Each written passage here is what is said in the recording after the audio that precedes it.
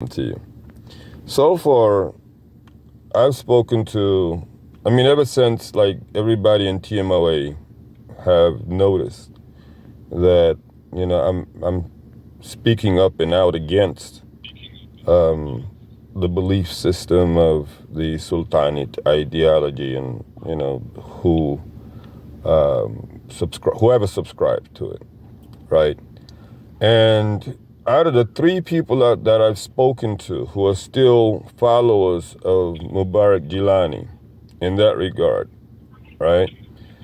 They're not administration, they're not higher up there, but so far, out of the three people, one is practically like the last brother I spoke to is practically saying, yeah, okay, yeah, I knew that he couldn't recite Holy Quran. I knew that. But neither did I understand that in order for him to give explanation of Quran, he has to be able, so he's admitting to that. He's admitting to the fact that, okay, I did not know that. I never thought about the fact that, yes, okay, he could not possibly be giving a message of the Quran since he did not know Quran. So I need to dwell on that. So that's good. Alhamdulillah, right or wrong? What do you think? Oh, man. That's probably like listen. Let me say this, okay? Before I go any further, that's the best I've gotten so far. Okay, right? That is really the best response thus far. All right. No, that's the best response. I'm telling you, because the other two cases, boy, you'll understand and you'll appreciate. Again, he says that. Okay, I knew that. I knew his Quran was not Quran. I knew he could not recite Quran, right? I knew that. But I did not understand. I could not get the fact that if he did not recite, just because of the fact that he could not recite well, that did not mean he could not explain it. But now, as you are explaining it, I need to think on that. I just need to let that settle. That it's not going to get any better than that, because do you want to know why or no? I do want to know why. Are you sure? Because the next few people, or the next two people, really try. They try to put up a defense about it. Okay, they try to make it seem as if he's gotten away because of the fact that he's no longer on earth, to be held, to be questioned about his Quran. So basically, he's passed away, we'll have to go back in the time. It doesn't matter anymore. Right? Yeah, he was, when he was here, everything I heard him say was good. And because of the fact that everything that I heard in his discourses him say was good. So whether he could read or not, he's dead. He passed on. Allah have mercy on him. End of story. Okay. So the question remains: does that mean that you actually received the correct message? Because of the fact that a person died, does that mean that that person delivered the correct message to you? They were all. But, they were all over, they were all adults, they were not, youngsters. Everybody was over 40. And, but the sisters, I have to tell you, man, I'm tripping over, even my wife, man, I'm like, but with me and my wife, it's like, you already know I'm not for this, I'm against it, and I'm speaking up, so my family, my girls and my wife, they get that part, and they practically do understand that there's nothing that we can do about that. They do understand. There's nothing that we really can do about it except hate, what he's doing. We don't like it. We despise it, whatever. But I don't understand, the brothers who have wives and do not speak up, that part. You are the man of your family, correct? So if you're not, able to express your true your true ideology, which is really what Allah subhanahu wa ta'ala has authorized you to do. You are the head of the household. If you're not able to do that because you are afraid of losing, yes, we can compromise, but you are afraid because of a reason other than what Allah subhanahu wa ta'ala has, specified, then you definitely are ultimately, undermined. You're undermined by your children. Yeah, you're undermined by your children. You're undermined by your wife, and and everybody they associate with.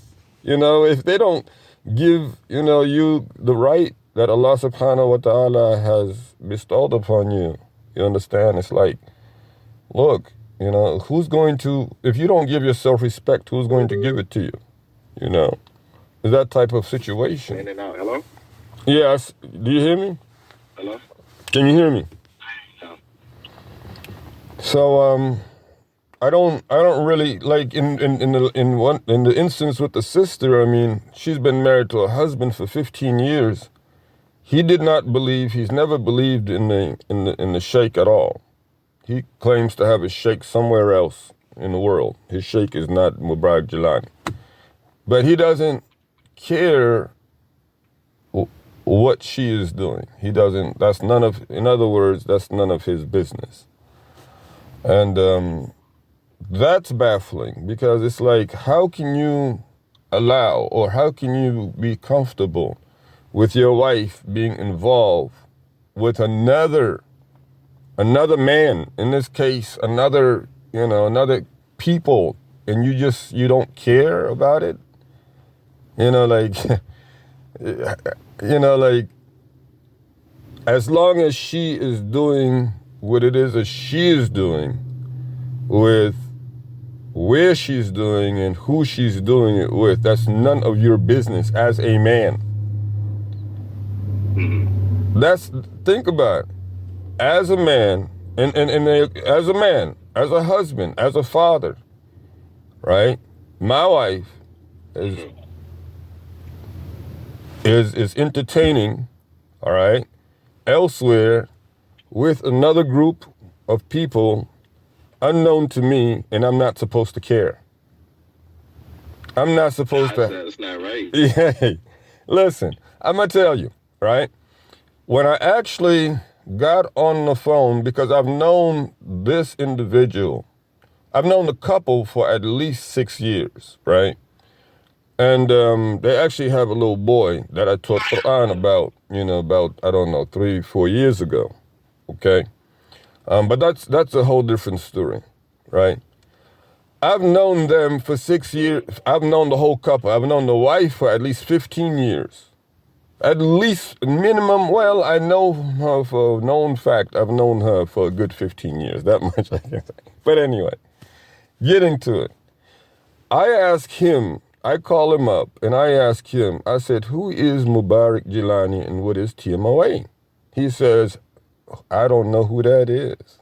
This is what he says out of his own mouth. He says, what is that? This is exactly what he says to me, okay? So I was like, okay, well, since you don't know, no problem. Because I only known him 6 years. And I really didn't really have it, I've known his wife more than I've known him. So I let it go. But I'm like, wait a minute. I'm sure his wife would know if I ask her.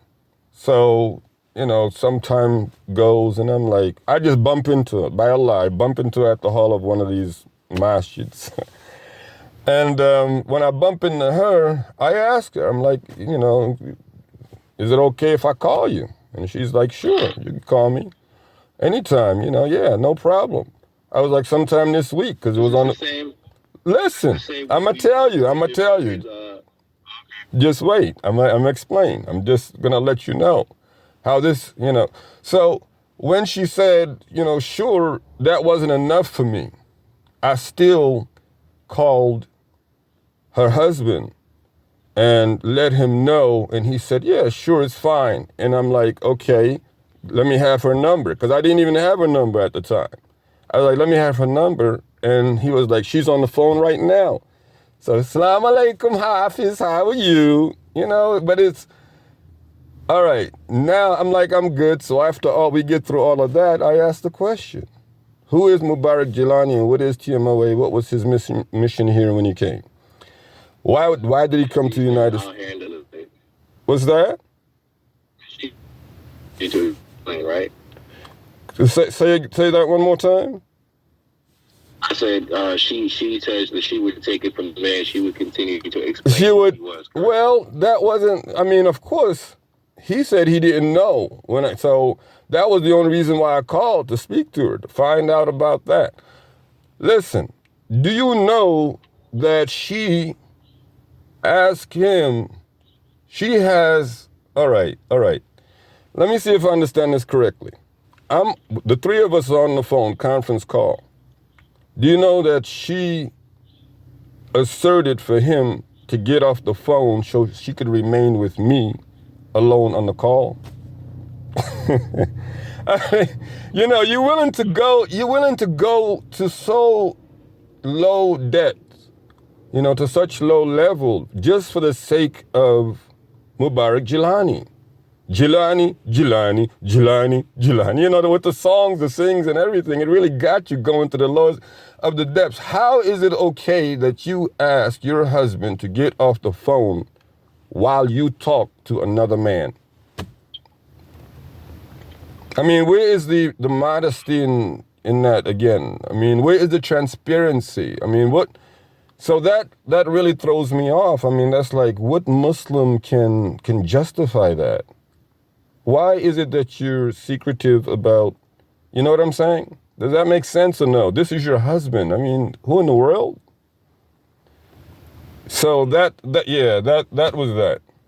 You know, that, but imagine, you are on the phone, your wife and another man, and he is the one who's seeking for you to stay on the line. He's seeking for you to stay on the line, and your wife would rather you be off. Does that sound normal to you? No. So that trips me out. But in her case, you know, I have to say, it's clear that she was being deceitful because, you know, she claimed like, yeah, you know, the only thing I learned from you was that he could not read Holy Quran. And she's not telling the truth. She knew he couldn't read Holy Quran. She knew it. There's no way she doesn't have, and the fact that she claimed that he, you know, Hamza Yusuf and him have the same recitation. I know Hamza Yusuf doesn't have the best recitation, but Hamza Yusuf's Arabic and recitation is much clearer than that, and his English for that matter. You know what I'm saying?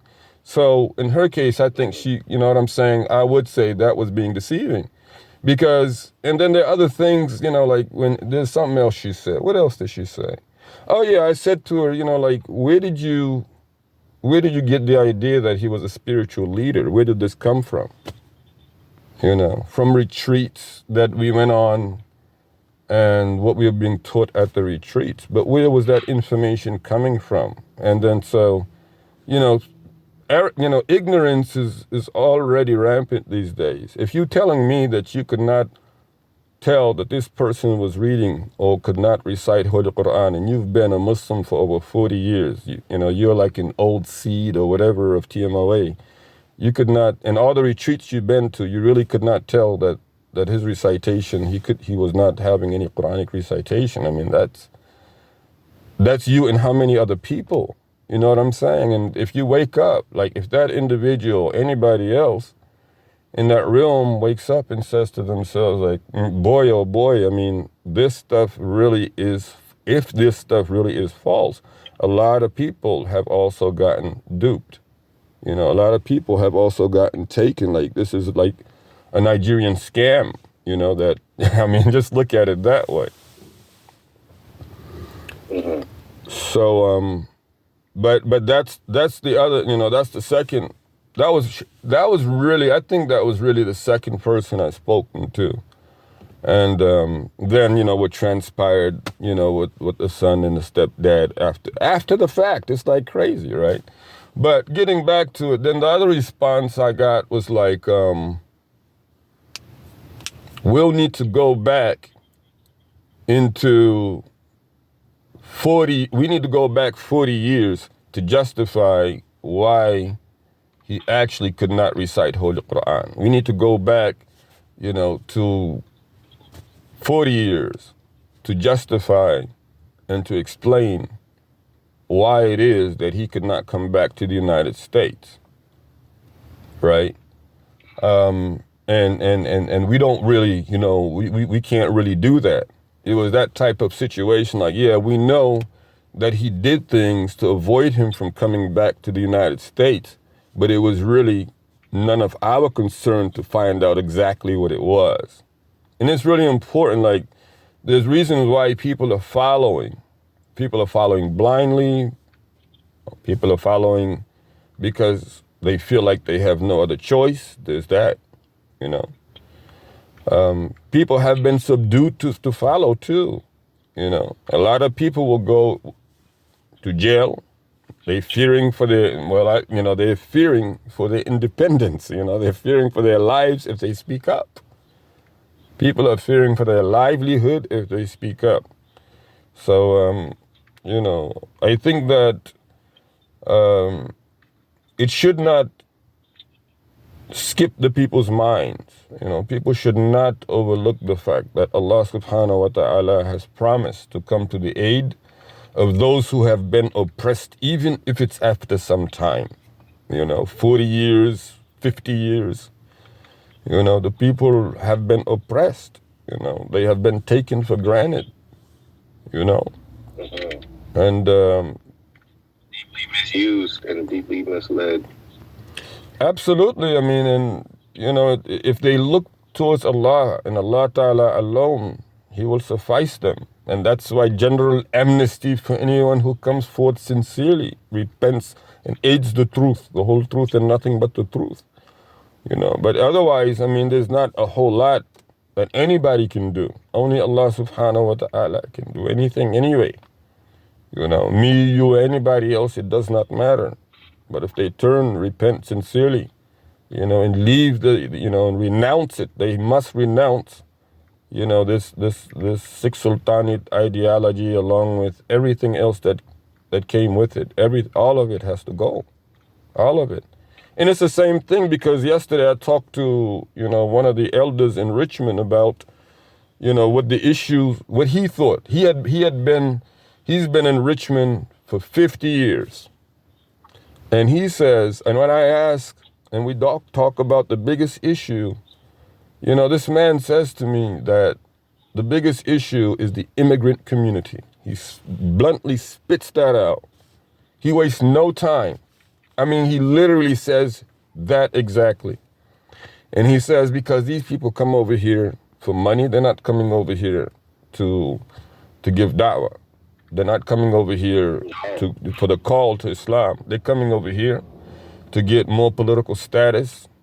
They're coming over here to make lovely and wonderful lives. They're soft towards the white people and rough and harsh towards the black people. And Everything. You could just look at history, the history of their people. Like that's really how it is. They came into the communities, ended in the ghettos. Before it was the thing about Islam, they went into the ghettos and the projects and had stores. A lot of days nowadays they're into the hotel game. They have hotels, established in that. And the way I worked, closely with them, even in the mosques and the hotels, it's like they don't consider black people. They just have, because even in their own country they have caste systems. They're very racist. They're very racially, motivated. yes, they are. Racially motivated in certain instances for certain things. Yes. And they are, you know what I mean? It is unfortunate, but it is true. You have to be honest. Yeah, but the reason behind in my opinion, and this is just, from what I've observed over the 20 some odd years I've been around, people are misinformed, a big deal. They're misinformed a very great deal. And they know it. They know it. But they don't care. That's the only problem. They don't, you know. Like we have all this wrong. I mean, we know that the way we've been reading or reciting or writing or practicing or living, we know it's been wrong. It has not been perfect, but we don't care. Yeah, we don't care. So that's why you have, you know, the immigrant community being racist, and you have the African American indigenous being exploited. Because even in those places, until the African American wakes up, until the black person wakes up and realizes, or until the one who is being discriminated against wakes up and realizes that there is no benefit if I stick around here, you know? There is no benefit for me to be silent, you know?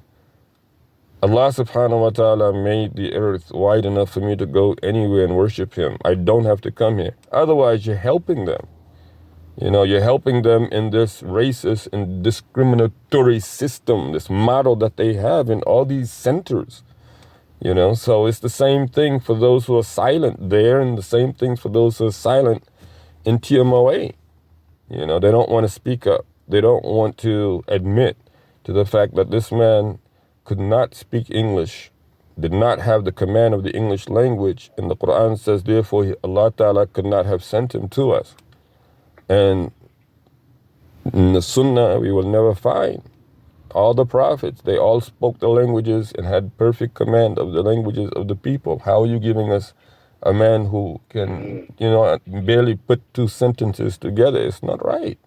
Then, of him, what's that? not of us.